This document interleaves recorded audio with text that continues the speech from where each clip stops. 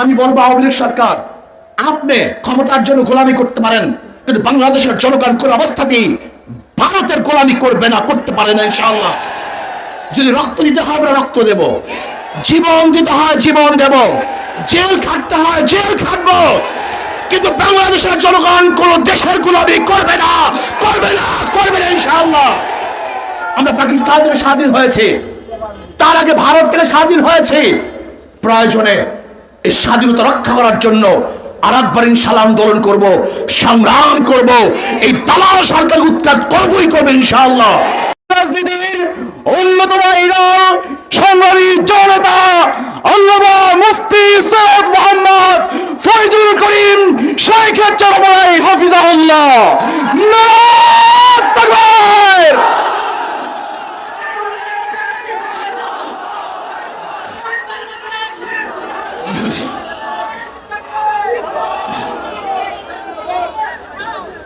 আসসালামু আলাইকুম ওয়া রাহমাতুল্লাহি ওয়া বারাকাতুহু। নাহমাদু ওয়া নুসাল্লি আলা রাসূলিল কারীম, আম্মা বাদ। ফাআউযু বিল্লাহি মিনাশ শাইতানির রাজীম। বিসমিল্লাহির রাহমানির রাহিম। ওয়া তাআওয়ানু আলাল বিররি ওয়াত তাকওয়া ওয়া লা তাআওয়ানু আলাল ইসমি ওয়াল উদওয়ান। আল্লাহুম্মা সাল্লি আলা মুহাম্মাদ ওয়া আলা আলি মুহাম্মাদ। ইসলামী আন্দোলন বাংলাদেশ ঢাকা মহানগর কর্তৃক আয়োজিত আজকে এই সম্মেলনের সম্মানিত সভাপতি, নেতৃবৃন্দ, সর্বস্তরের দেশপ্রেমিক ভাইয়েরা আমার, এখানে কেন আমরা উপস্থিত হয়েছি আপনারা ইতিমধ্যে জেনেছেন। ফরিদপুরে দুই সহোদর ভাইকে বেঁধে রেখে সারা রাত নির্যাতন করে অবৈধভাবে হত্যা করা হয়েছে। কেন হত্যা করা হয়েছে? তারা নাকি মন্দিরে আগুন দিয়েছে, অথচ প্রমাণিত তারা মন্দিরে আগুন দেয় নাই, তার কাজ করতে ছিল। কিন্তু সরকার এক সপ্তাহ হয়ে যাওয়ার পরেও হত্যাকারীদেরকে গ্রেফতার করে নাই। এমনকি মিডিয়ায় আমরা যা দেখতেছি, মনে হয় যেন এদেশের মিডিয়ার নাই, ভারত পরিচালিত মিডিয়া আমাদের বাংলাদেশে আছে। সব জায়গায় তো ভারত, কে এমপি হবে, কে মিনিস্টার হবে, কার চাকরির পদোন্নতি কখন হবে, কোন জায়গায় হবে, এ তো আমাদের দেশ নির্ধারণ করে না। এমনকি আপনারা জানেন আমাদের নৌবন্দরগুলি কি অবস্থায় আছে অনেকেই জানেন না। যদি আমাদের দেশের কোনো জাহাজ মাল খালাস করে, সেখানে যদি ভারতের কোনো জাহাজ আসে, আমাদের জাহাজ সরে যেতে হবে, ভারতের জাহাজকে মাল খালাস করতে দিতে হবে। আজকে আমরা কি দেখেছি? শ্মশান পূজা নাঙ্গা তলোয়ার নিয়ে করা হচ্ছে, নাঙ্গা তলোয়ার নিয়ে।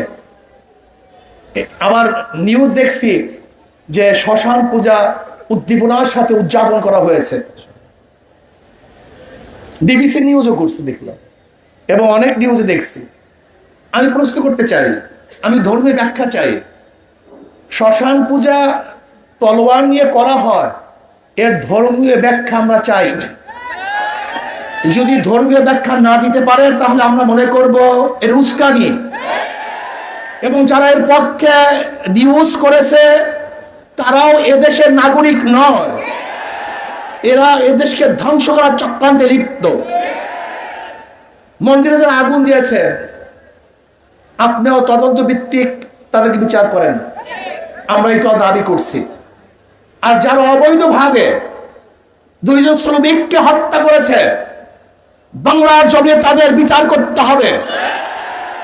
আজকে আওয়ামী লীগ সরকার ক্ষমতার বিনিময় বাংলাদেশের মুসলমানদেরকে মুদির কাছে গোলাম হিসেবে বিক্রি করে দিয়েছে। এদেশের মুসলমান স্বাধীন নয়, সমস্ত মুসলমান বিক্রি হয়ে গেছে। তাদের গলার মধ্যে গোলামের জিনজির লাগিয়ে দেওয়া হয়েছে। আজকে Dhaka university Nawab Salimullah Dunkin university মুসলমানদের জন্য ইউনিভার্সিটি করা হয়েছিল। সেখানে মুসলমানরা নামাজ পড়তে পারবে না, ইফতার করতে পারবে না, সেখানে পূজা চলবে, মঙ্গল শুভ যাত্রা চলবে, এটা বাংলাদেশের মানুষ মানতে পারে না, মানবে না ইনশাআল্লাহ।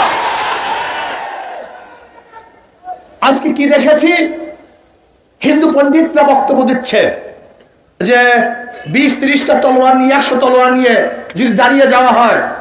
শোনেন বক্তব্য, কেন, এর কারণটা কোথায়? এই বাংলাদেশ কখনো কোনো অবস্থাতেই সাম্প্রদায়িক সৌহার্দ্যতা বিনষ্ট হয় নাই, আমরা হতে দিতে পারি না। আজকে ভারতে নির্বাচন চলছে, সব মোদির কারসাজি, আমি মনে করি এটা সব ইসকনের কারসাজি। এদেশে সাম্প্রদায়িক দাঙ্গার ভিত্তিতে ওই দেশে তারা ভোট ক্যারি করার এইটার ষড়যন্ত্র আওতায় নিয়ে আসছে। সব জায়গায় র, আপনি যান মিডিয়ায় সেখানে র বসা, আপনি যান প্রাইম মিনিস্টারের কার্যালয় সেখানে র বসা, আপনি যান সব জায়গায় সেখানে সব র। তাহলে কেন এই দেশটাকে স্বাধীন করেছিলাম? আমরা স্বাধীনভাবে থাকতে চাই, গোলাম হিসেবে থাকতে চাই না, গোলাম হিসেবে বাঁচতে চাই না। বাঁচবো তো বাঘের মতো একদিন বাঁচবো, শিয়ালের মতো 1000 বছর বাঁচতে চাই না।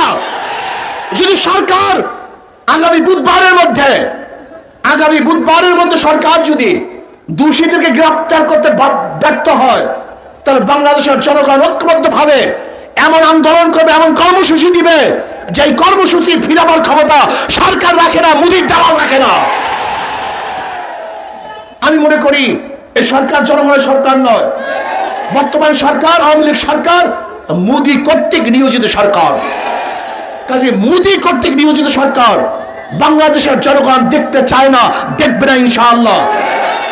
আজকে শিক্ষার ব্যবস্থার অবস্থা দেখেন, কালকে রাত্রে দেখলাম সেখানে বিভিন্ন পূজা আশ্রয়ের কথা নিয়ে আসা হয়েছে। আজকে আমাদের কোমলমতি বাচ্চাদেরকে ড্যান্স গান শিক্ষা দেওয়ার সম্পূর্ণ ব্যবস্থা করা হয়েছে। আজকে কোমলমতি বাচ্চাদেরকে কিভাবে প্রেম করতে হবে, বন্ধুদের সাথে কিভাবে হাত ধরে হাঁটতে হবে, সেই শিক্ষা দেওয়ার জন্য তারা প্রস্তুতি গ্রহণ করেছে এবং শিক্ষার সিলেবাসের মধ্যে তাও নিয়ে এসছে। কি চলতেছে?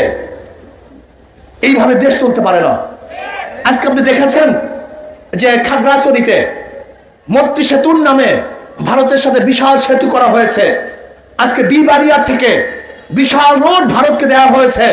তার মানিতে এরকম মনে হয় যেন অচিরি ভারত এদেশ কন্ট্রোল করবে, এদেশ শাসন করবে, সেই পূর্ব প্রস্তুতি চলতেছে। আমি বলবো আওয়ামী লীগ সরকার, আপনি ক্ষমতার জন্য গোলামি করতে পারেন, কিন্তু বাংলাদেশের জনগণ কোন অবস্থাতেই ভারতের গোলামি করবে না, করতে পারে না ইনশাআল্লাহ। যদি রক্ত দিতে হয় আমরা রক্ত দেব, জীবন দিতে হয় জীবন দেব, জেল খাটতে হয় জেল খাটবো, কিন্তু বাংলাদেশের জনগণ কোন দেশের গোলামি করবে না, করবে না, করবে না ইনশাআল্লাহ। আমরা পাকিস্তান থেকে স্বাধীন হয়েছে, তার আগে ভারত থেকে স্বাধীন হয়েছে। প্রয়োজনে এই স্বাধীনতা রক্ষা করার জন্য আরেকবার ইনশাআল্লাহ আন্দোলন করব, সংগ্রাম করব, এই দালাল সরকার উৎখাত করবই করবে ইনশাআল্লাহ। কাজে যদি আগামী বুধবারের মধ্যে দোষীদেরকে গ্রেফতার করতে সরকার ব্যর্থ হয়, আগামী শুক্রবার বাংলাদেশের প্রত্যেকটা জেলায় এবং প্রত্যেকটা মহানগরী ইসলামী আন্দোলন বাংলাদেশ জনগণকে সাথে নিয়ে বিক্ষোভ মিছিল প্রদর্শন করবে ইনশাআল্লাহ। আর যদি এরপরে সরকার ব্যর্থ হয়, তাহলে পরবর্তীতে এমন কর্মসূচি দেব ইনশাআল্লাহ। বাংলাদেশের জনগণ এই ইস্যুতে রাস্তায় নামবে এবং দোষীদেরকে গ্রেফতারের জন্য সরকারকে বাধ্য করবে এবং এই অবৈধ সরকারকে বিদায় করতে বাধ্য করবে ইনশাআল্লাহ। আল্লাহ আমাকে এবং আমাদের সবাইকে এই মিছিলে